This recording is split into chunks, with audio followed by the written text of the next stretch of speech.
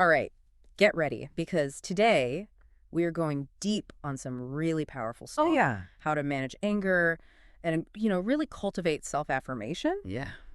And to guide us on this journey, we have a series of newsletters from Teru Nakashima, Okay. who is a pretty well-known Japanese psychological counselor. I like it. Yeah. He's really interesting. Yeah. Nakashima doesn't just skim the surface. Right. He's got this amazing way of blending like sharp observations about human behavior with really practical, actionable techniques. Yeah. So consider this your cheat sheet for applying his wisdom to your own life. Well, I love, okay, so right off the bat, Yeah. Nakashima kind of throws down this really bold statement. Okay. He says, life success and happiness are 100% determined by self-affirmation. Wow, 100%, huh? Yeah, 100%. That feels a little high. That's a big claim. What's the thinking behind such a strong claim? Well, it might sound extreme, but think about it for a second. Go ahead. Self-affirmation is all about recognizing your own worth, Mm. your inherent value. Mm. And when that belief is solid, it impacts everything. Yeah. Your thoughts, your feelings, how you show up in the world, all of that stems from how you see yourself. Right. There's even research showing that self-affirmation helps people cope better with stress. Oh, wow. How do you think that kind of resilience could change your life? Oh my gosh. I can only imagine, like, if you had this solid foundation of self-worth, Right. it would definitely impact how you handle tough situations, for sure. Yeah. Okay, but what about when things get really heated? Right. That's where Nakashima's insights on anger come in. Okay. He even cites medical experts saying that amplifying anger too much lowers immunity. Oh, wow. That's a pretty clear link between our emotional and physical health. Absolutely. Yeah. Holding on to anger takes a toll on your well-being. Yeah. Think about it. Have you ever felt physically drained or even gotten sick after a period of intense anger? Oh, yeah, for sure. Yeah. It's like your body saying, hey, this is not working for me. Right, exactly. Yeah. Your body knows. Yeah. Luckily, Nakashima doesn't just point out the problem. He Ah. offers solutions. Okay. And one that really caught my eye was the 6-second rule. Okay. Is that as simple as it sounds? Well, it is in principle, but the science behind it is fascinating. Oh, really? When something triggers your anger, Okay. there's about a 6-second delay before your prefrontal cortex. Mm. The part of your brain responsible for controlling impulses really kicks in. Okay. Nakashima suggests using that tiny window to your advantage. So instead of immediately reacting, you take those 6 seconds to pause, breathe, and choose a more thoughtful response. Exactly. That seems like a game changer in those heated moments. But is it foolproof, though? What about when someone's really triggered? Yeah, it's definitely not a magic bullet. Right. And there are limitations, especially if someone's dealing with trauma Okay. or deeply ingrained anger patterns. But for everyday situations, Yeah. it's a powerful tool to create space between the feeling and your reaction. Of course, Nakashima also recommends other techniques like deep breathing, visualization, and meditation Yeah. for cultivating that inner calm. Yeah, those make sense. Yeah, It's like you're building a toolbox for emotional regulation. exactly. Instead of letting anger take over, you're equipped to handle it skillfully. Exactly. It's about gaining mastery over the emotion, not letting it dictate your actions. Right. And this connects to another crucial point, mindful communication. Oh, yeah. Nakashima suggests, instead of criticizing, express your feelings. My feeling right now is blank. You know what I struggle with that one? Okay. Sometimes winning an argument feels really important. Right. How do you overcome that urge to be right? Well, it circles back to self-affirmation. Okay. When you're secure in your worth, you don't need to win every argument. Right. You can be open to other perspectives and focus on understanding, not just being right. Mm-hmm. Nakashima really emphasizes seeking compromise over winning arguments. Which ultimately leads to healthier relationships. Absolutely. Right. It's about shifting from this adversarial dynamic to a more collaborative one. Yeah. Okay, that makes total sense. Yeah. But what about when anger isn't expressed directly? Right. Nakashima has this interesting take on what he calls passive-aggressive anger. Oh, yeah, that's a good one. Yeah. It's subtler, more covert, but can be just as damaging to relationships. Right. Sulking, the silent treatment, maybe even refusing dinner invitations. Oh, yeah. It's often rooted in what he calls negative attention. So could you unpack that a bit? What exactly is negative attention? It's basically a way of seeking connection albeit in a dysfunctional way. Okay. Someone might resort to these behaviors because they aren't getting the positive attention they crave. Mm-hmm. It's an attempt to control or manipulate the situation indirectly. Oh, so it's like a cry for attention. Yeah. But in a roundabout way. Exactly. Okay.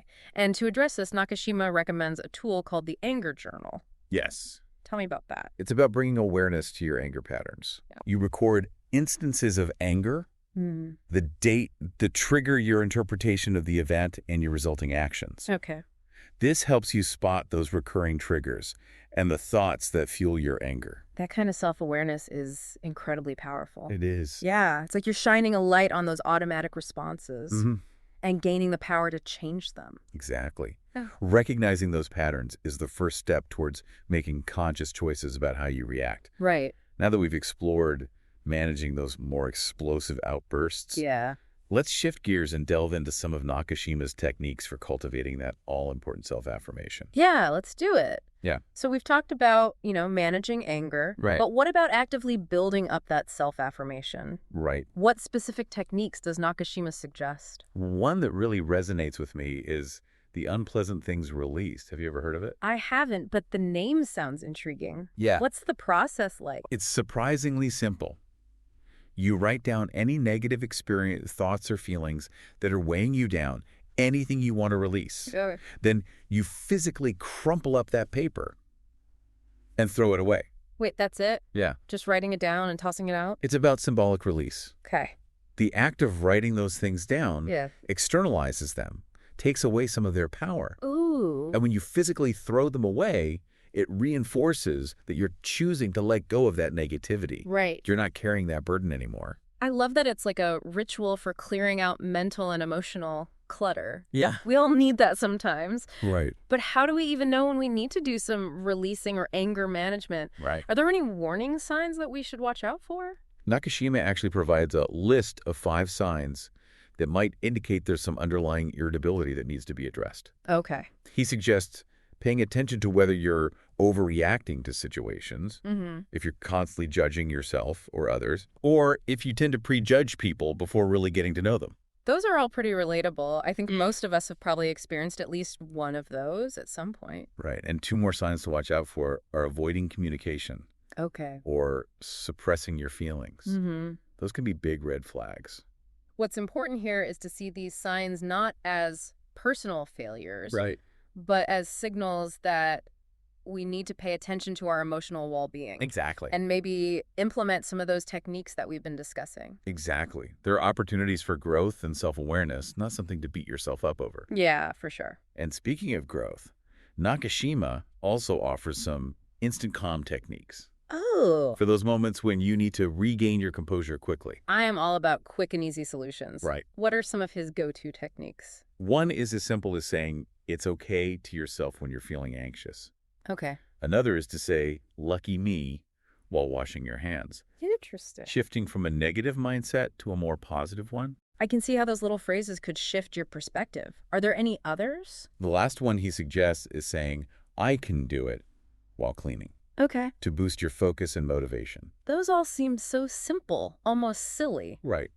But I guess the power lies in the repetition and the conscious effort to replace negative self-talk with those positive affirmations. Precisely. It's like training your brain to be more resilient and optimistic. Right. Even seemingly insignificant actions can have a huge impact over time. Yeah. And this ties back to Nakashima's overall philosophy. Okay. It's not just about managing the big outbursts of anger, but also paying attention to those subtle thought patterns and emotional habits that shape our daily lives. It's about creating that foundation of self-awareness and self-compassion. Exactly. But all this talk about self-affirmation and anger management, are they really that connected? Absolutely. It's all interwoven. Okay. How so? When you have a strong sense of self-worth, you're less likely to be triggered by external events. Oh, You can approach challenges with more resilience and grace. that makes sense. So managing anger isn't just about controlling your reactions. It's about cultivating a deeper sense of self-acceptance. Exactly. You're less likely to get defensive or lash out if you're secure in who you are. Exactly. It's all about building that inner strength and stability. Mm-hmm. And remember, it's an ongoing practice, not a one-time fix. It's like we're tending to our inner garden, Yeah. weeding out the negativity and planting seeds of self-affirmation. Right. But I imagine some people might feel overwhelmed. Ah. There's the 6-second rule journaling releasing techniques. Like, Where do you even begin? you don't have to do everything at once. Right. Pick one technique that speaks to you and try it out. Okay. Maybe the next time you feel that familiar anger rising, try the 6-second rule. Okay. Or if you're feeling bogged down, spend a few minutes with that unpleasant things release. Right. See how it feels. I think I might try that lucky me technique while washing my hands. Yeah. It seems so easy and almost fun. There you go. What's the harm?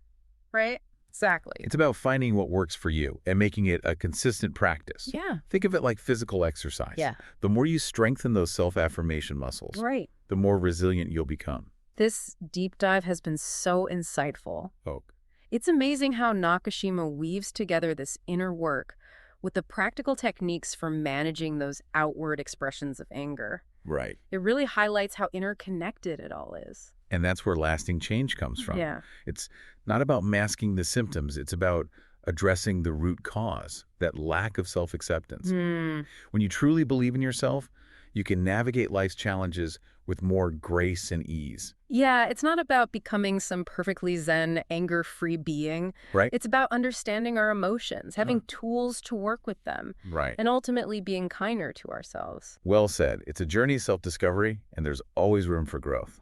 On that note, I think it's time to wrap up our deep dive. But before we go, I'd love to leave you with one final question to ponder. Okay.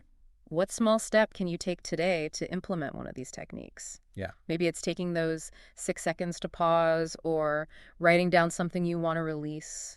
What feels doable and even exciting for you? Remember, even the smallest actions can create ripples of positive change in your life. Yeah. It's all about starting somewhere and seeing where the journey takes you.